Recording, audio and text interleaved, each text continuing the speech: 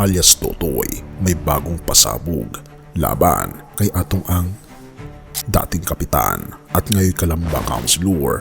Nagsalita na sa malagim na sinapit.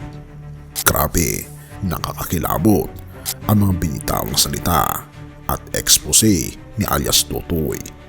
At ito nga, isang pasabog ang kanyang inilantad at ang target, isang pangalan na matagal nang nababalot ng intriga, ang di umano'y pagkakasangkot daw ni Atong Ang. So kayo ho ba ay tatayong testigo laban dito sa mga pulis na sinasabi niyong involved dito sa kaso ng mga missing Sabongeros? Yes, ma'am.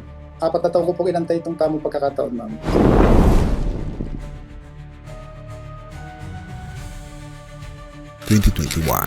Isang gabi ng karaniwan sana sa Kalamba pero biglang naging pangungot.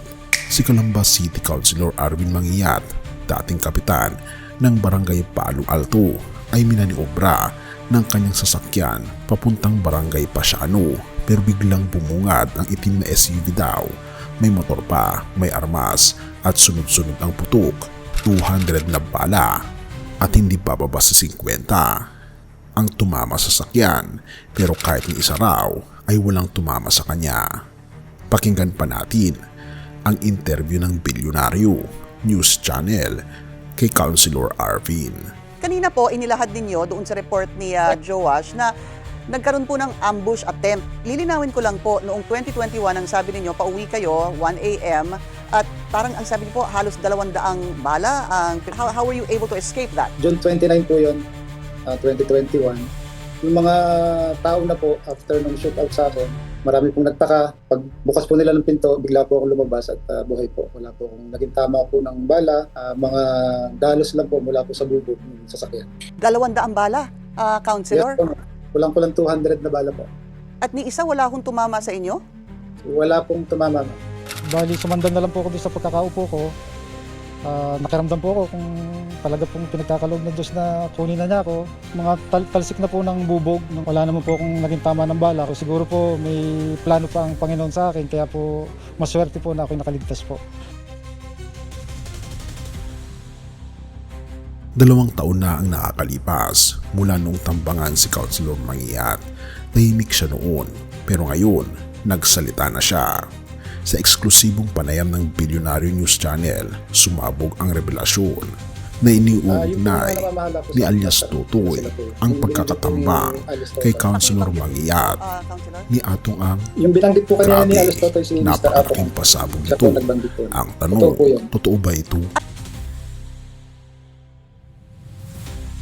Kung totoo ang sinasabi ni alias Totoy, ay talaga namang nakakakilabot ito. Pero sana ito ay hindi totoo. Atin pang pakinggan si alias Totoy. Swerte rin na nabuhay, hindi namatay. Ngayon sabi ko nga sa kanya para mapatunayan ko lahat ng sinasabi ko, sana lumutang ka na rin, magsalita ka na rin kung sino ang nasa likod nito. Pinaghinlalaan niya na ni Mr. Atong Ang. Kaya ang gusto nun, ipin down yung si Kapitan. Oo mga kaibigan, grabe talaga ito. Hindi ko ito maiisip. Sa kabilang banda, pakinggan din naman natin si Arvin Mangiat sa kanyang interview. Ang naging report nila sa akin, yung mga ibang inambush sa Kalamba, Police Captain Geronimo, tsaka po yung police officer na si Sir Chavez. So nagkameron nung cross-matching ngayon, positive. Yung ginamit sa kanilang dalawa, magkaibang accident po yung sa kanilang dalawa, tsaka yung sa akin, nag-matching. Ngayon, naimbestigahan niya, meron isang tao na parang inambos. Alam niya kung sinong tao. Kaya sinabi ko sa kanya, siya ang nagbigay sa akin sa lahat ng detalye ng mga pulis. Magkatugma kami, iisa. Sabi ko, yan yun. Yan ang inutusan na ni Mr. Atong Ang para patayin ka. Sa lahat ng mga sinabi nila, ito kaya ay may katotohanan na nag-uugnay sa bilyonaryong si Atong Ang? Ano sa tingin niyo mga kaibigan? I-comment mo naman sa ibaba upang malaman ko rin ang iyong kuro-kuro. Pero sa likod ng mga intriga at mga pasabog, may isang tinig na mas malakas kaysa sa bala. Hindi ito boses ng politiko, hindi ito boses ng alias o ng bilyonaryo. Ito ay boses ng pag-ibig. Isang tinig na bumubulong, "Anak, hindi kita pinapabayaan." Lamentations 3 verses 22-23. Ang pag-ibig ng Panginoon ay hindi nagmamaliw, Walang kapantay ang kanyang awa. Ito ay laging sariwa tuwing umaga, dakila ang kanyang katapatan. Sa gitna ng pagtatangka sa buhay, pagtataksil at takot sa dilim, tulad ng sinapit ni Calamba Councilor Arvin Mangiat noong 2021, may isang katotohanan na mas matibay kaysa anumang bala. Ang pag-ibig at awa ng ating Panginoong Hesus ay hindi kumukupas. Hindi nakatama ang daan-daang bala, hindi dahil sa swerte, kundi dahil may plano ang ating Panginoong Diyos. Hindi dahil matibay ang sasakyan, kundi dahil matibay ang panalangin ng taong may tiwala sa ating Panginoong Diyos. Ang mundong puno ng pagkamakasarili, ambisyon at pagpatay ay patuloy na sumisigaw ng paghiganti. Pero ang ating Panginoong Hesus sa krus, sumigaw ng Ama, patawarin mo sila. Dahil hindi nila alam ang kanilang ginagawa. Kung si alias Totoy ay may mga revelasyon, ang ating Panginoong Hesus ay may paanyaya. Mateo 11 verse 28, lumapit kayo sa akin, kayong mga pagod at nabibigatan, at kayo'y aking pagpapahingahin. Purihin ang ating Panginoong Diyos. Kaibigan, ang tunay na pasabog ay hindi ang expose sa mundo.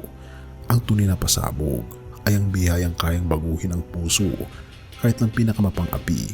Ang ating Panginoong Hesus ang pasabog ng langit at ngayon nais kanyang iligtas. Purihin ang ating Panginoong Diyos at tayo manalangin. Ama naming Diyos na makapangyarihan sa lahat, sa mundong puno ng kaguluhan at kasinungalingan, ikaw lamang ang katotohanan. Sa gitna ng mga tangkang pagpatay, ikaw ang nagbibigay buhay. Sa gitna ng mga banta, ikaw ang aming kapayapaan. Turuan niyo po kaming lumakad sa liwanag mo at magmahal gaya ng iyong pagmamahal. Pinupuri po namin kayo at pinapasalamatan o aming Panginoon Diyos at patuloy niyo pong alagaan ang bawat Pilipino, ang bawat naapi at lahat ng tao sa mundo. Gayon din kay Atong Ang, sa mga nasasakdal at sa aming gobyerno. Pinupuri po namin kayo at pinapasalamatan o aming Panginoon Diyos sa inyo pong kabutihan sa amin at patuloy niyo po kaming alagaan at patawarin po kami sa lahat ng aming pagkukulang at pagkakasala sapagkat ito po ang aming samot hiling sa matamis na pangalan ng aming Panginoon Hesus. Amen. Bago natin ipagpatuloy kaibigan, siya nga pala ang Great Controversy na isa sa mga pinaka-kontrobersyal na libro dahil tumutukoy ito sa mga propesiya sa libro ng Daniel at Revelation na nagaganap na sa panahon natin ngayon bago ang pagdating ng ating Panginoong Diyos ay pinamimigay na namin ng libre sa pamamagitan ng PDF. At ito ay nasa limited lamang na panahon kaya i-click mo sa description sa baba upang ma-avail mo kaibigan ang napaka-importanteng libro ito na magbubukas sa iyo sa mas maliwanag mong hinaharap. Purihin ang ating Panginoong Diyos at tayo magpatuloy.